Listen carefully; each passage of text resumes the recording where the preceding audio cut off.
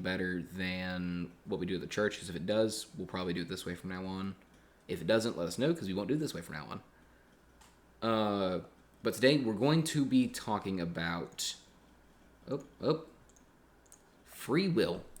So today it's going to be about free will and how we have it and why we have it and why it's important that we have it and why it's important to understand why we have it. Excuse me, goodness. That's what we're going to be talking about today. And today we're going to open up with verse Joshua chapter 24, verse 14. Now therefore fear the Lord and serve him in sincerity and in truth, and put away the gods which your fathers served on the other side of the flood and in Egypt, and serve ye the Lord. And if it seem evil unto you to serve the Lord, choose this day whom ye will serve, whether the gods which your fathers served that were on the other side of the flood, or the gods of the Amorites in whose land ye dwell. But as for me and my house, we will serve the Lord. So right there, it's talking about a choice, right? You can either serve the God who has brought you out of the wilderness and saved you from slavery and brought you here to the promised land, or you can serve the gods of your forefathers who lived in Egypt, or the gods of the Amorites. So right there it says you don't have to do either one. You get to do the choice. You have a choice here. But Joshua, who's a godly man who's leading the Israelites, says, as for me and my house, we're going to serve the Lord because that's the right thing to do. Right. And not only that, that also brings in the part about this could be a completely different lesson. The man is supposed to be the spiritual leader of the household, and right there he's taking that step and saying, "This is what we do at my house." Yep. And now I also want to touch on before we get further. In the beginning, when God created the heavens and the earth, He made man. And Kelton brought this up, that we're going to talk about this, and I completely agree with him. In Genesis, when God creates all of the plants and everything, and He tells Adam and Eve, hey, you are free to eat of everything. Except for this fruit. God wouldn't say, there would be no need for God to tell us to not eat of this fruit if we didn't have free will. Mm-hmm. I think I'm saying that right. Yeah. Because it gets mixed up in my head a little. If we didn't have free will, we would not have been able to eat of it. Eve would not have been able to even touch the fruit or even look at the fruit, but she did both. It would have been like a thing about it in terms of the army. They have free will, but this is just like a robot thing. You tell a robot to do something, it's going to do it. Exactly how you told it to do it. But with humans, we have the free will to do what we want or what we're deceived into doing, like Eve was deceived by the serpent. Mm-hmm. The fruit might as well not even be there if we didn't have free will. Yep. There's no test or no point in it. Indeed. The whole point was to see if Adam and Eve would choose God over the fruit, which they did at first, and then they didn't when they truly got tempted by the fruit and by the serpent. I just want to touch on that because we show right there that God created us with free will. He didn't want the angels, right? He already had the angels who loved and worshipped Him all the time, 24/7, did whatever He needed. He wanted someone to choose to love Him and something that was made in His image. Yeah, we were the only thing that it says that we were made in God's image. Everything else was made in that, and He did say that it was good. Everything that God created was intended for good. Mm-hmm. Even humans. I believe it doesn't it say it also says that He saw it was very good. Yes, after He has man, He says this is very good. Now we touched on that. We're going to go to Galatians chapter 5, verse 13. For brethren, ye have been called unto liberty, only use not liberty for an occasion to the flesh, but by love serve one another. So right there, it says, for brethren, you have been called unto liberty. You have freedom. Use not this freedom for the flesh. Don't go after the sinful things of this world. Instead, use this freedom to love one another and to serve one another, to help one another. which is what God tells us to do. And right there, again, we see this. You see in the Bible, there's a pattern, right, of God telling us to not hurt one another, but to help one another and to serve one another. Show kindness, show mercy, Mm-hmm. love one another. And if you don't believe, like, the Bible says something once, well, here we found that it says it twice, actually. If Ryan will pull up 1 Peter 2, Gotcha. verse 16 through 17, it says, "As free and not using your liberty for a cloak of maliciousness, but as the servants of God. Honor all men, love the brotherhood, fear God, honor the king." So, right there, again, it's saying we have free will, freedom, that's liberty, and it's saying people are going to use that free will to do bad things. They're going to use it to hide what they're doing instead of doing it as God intended and using it to serve God and not I lost track of what I was saying, but you get the point. You get the point. It's telling us to use the free will God has given us for good, not for evil. Mm-hmm.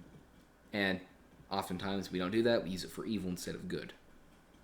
And we know what good is. And again, like it's saying they're using the free will as a cloak of maliciousness. That's tied in with people may seem like they have good intent, right? Mm-hmm. But they're hiding it with something. It's like, let's see, what's a good example? Trying to think of a good example Goodness. of something. Oh, here. Somebody passing out candy, right? That's a relatively good thing. I take free Turns out candy. They put razor blades in the candy. I would not like the free candy. They were doing something that's good, tasty, but there was malicious intent behind it. So. Yeah. Just like that. That's the malicious intent. And then I believe you have 2 Corinthians chapter 3 verse. What verse did you have? 17.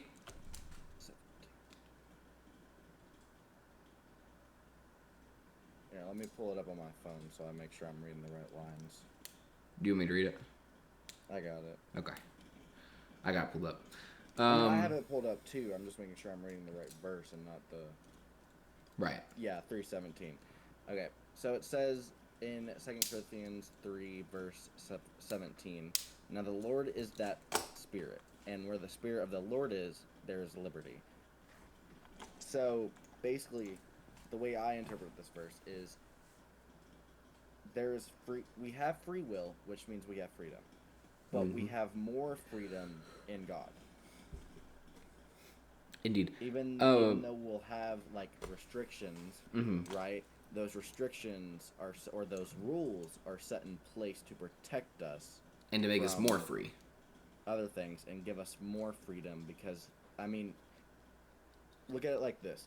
There's a path with a bunch of thorns, and then there's another path that's completely clear. Turns out the other path is super long, and the world is telling you to go this way, and God's telling you to go through the thorns. The thorns, you can go through the thorns, and it's faster, and God's protecting you because that other way, maybe there was a wreck or something. Maybe there's a bear waiting to eat you. Yeah. But that verse, I didn't see it earlier when we were talking about it, Kelton, but that verse equates God to freedom. Where God is, freedom is also there, which means the inverse, right? If God is not there, freedom isn't there. And I love history, and Caden loves history, and Kelton, you dabble in history. The worst dictatorships in the world, in history, the most godless societies are the ones that had the least amount of freedom. You had Nazi Germany, freedom, you didn't have any freedoms there. And lo and behold, that society was very godless. Russia, USSR, Soviet Union. God wasn't there. They were very atheist people. Lo and behold, your freedoms, you had none there. North Korea, godless society, nothing there. China, It's a godless society. For the most part, don't have a lot of freedoms there. But we look at the beginning of how America started as a country. Mm. They incorporated God into every Aspect. bit and piece of it, essentially. And so, I mean, like, yes, America is kind of going downhill now, because they're taking God out of the equation. They're taking God out of the bits and pieces. Mm-hmm. But whenever we were founded, God was in every aspect. And now that's what helped America, I guess, gain so much power and strength so quickly. And lo and behold, what did America pride itself on? Freedoms. You had freedom here. You had certain inalienable rights given to you by whom? Not by the state, not by a king, by God. Ow. I got pinched. By God. That's who it was given to you from. And I saw that and that really clicked. I was like, oh, that's really, really cool. And then, Kelton, did you have any more verses you wanted to do? Yeah, so we got, which verse is it? Revelation 3:20. Gotcha. It says, "Behold, I stand at the door and knock. If any man hear my voice and open the door, I will come into him and will sup with him and he with me." So that brings in the aspect, we have free will and God's never going to force himself upon us. There was this artist that drew a drawing of that, and it shows that God is on one side of the door and you're on the other side. Your side has a doorknob, it has the lock, and on God's side, it doesn't even have the doorknob. It only has the lock. So God's not going to force himself in there. He's not going to break in. He's waiting for you to open the door. He's waiting for you to ask him to come in. Yes. I agree with that wholeheartedly. The Lord, yeah. You've summed it up very well, very perfectly, Kelvin. Thank you. If I may. I try, and then I'm gonna have a brain fart in the next one. Oh, wait. We got something cool with Discord. Not gonna lie, I forgot you could do that. That scared me a little bit. Oh, goodness. Yeah, we have cool little emotes we can do and stuff. Ow, my knee.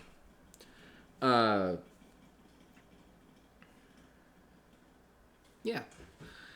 And if y'all have any questions about this, because I know you can go even further in depth with this, please ask. We will answer them. We'll do a video on it if it warrants it. If not, we'll reply to the comment. We'll do something.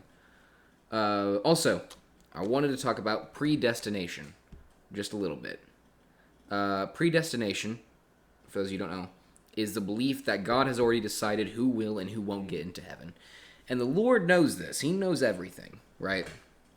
He is omniscient and he's omnipotent. So he knows whether or not you are going to, but he does not control the outcome because he gives you free will, right?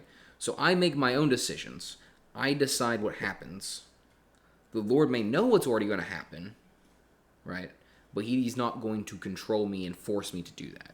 He always gives me the option to save me, which the way I've been talks looking about at it is it's kind of like in how we think of timelines. We have so many different paths that could happen from this instance, from right now, right? But what I do can completely change the future in a sense.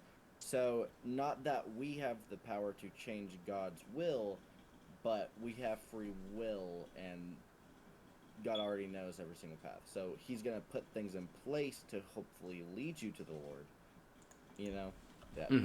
If that's making any sense. Yeah. And I had a verse for that.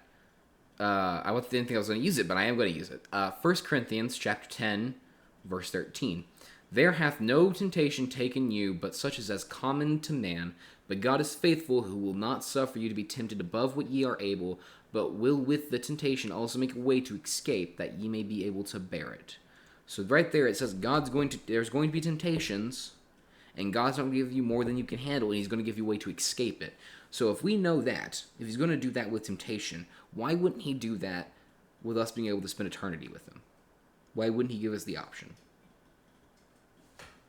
right? That's my big problem with predestination is And then it takes away our free will, which God explicitly says we have. If there's also in a part of our purpose of being here, right, is to worship God and lead others to Him. If part of our purpose of being here wasn't that, then this is what this one pastor said, something along these lines at UCYC, was if we didn't need to lead others to the Lord, then as soon as people get saved, you might as well send them to where they're going right there. Bang! Because, I mean, their job is done. They've filled their purpose. But it comes into the role of God has more of a plan for you than just you coming to Him. There's something God wants you to do. And if there isn't, He can take you home if He wants to. There's also the topic of losing your salvation, if you can or not. We'll get into that a different day. We don't have time for that today. But we will get into that one day, I promise. But also, sorry, Ryan. You're good. But I have an idea. I'm gonna run it by Ryan and stuff too. But it's gonna have a stipulation of 100 subscribers. So we'll see. We'll see. I know you people on Facebook watch. I know you watch it. I know you hear us say comment, subscribe, and stuff, and you don't. I know you don't. I see it. I can see you. Hit the link. Hit the link. We put the link in there for a reason. Do it, please. Please do it. Because Facebook's being a little toaster and not liking what we're doing at all. The entire church. I don't think I have any more. Kelton, do you have any more to add? Not that necessarily completely fit the way I'm wanting them to. Right. Well, if y'all have any more questions, please bring it to our attention and we will gladly answer them. But that's been Close Up with Jesus with me and Kelton. We hope you guys have a wonderful rest of your day. Brought to you by our household. Brought to you by our household. Yeah, please tell us if this sounded better. We need to know. Also, I'm so sorry. There's a fire alarm. I can't hear it, Kelton. We can't hear it. We can't hear it. Good. Discord kills it. We're good. When I play video games, I must click a button. It bothers everybody, and I'm just like, I can't do nothing about it. It's been like that for a while. For those of you who just saw that, my siblings play Roblox on my computer, and I think I clicked it when I went to click the Google Slides button. So sorry if you saw that. Blocks. But have a good night, y'all. We'll see you tomorrow. We love you all.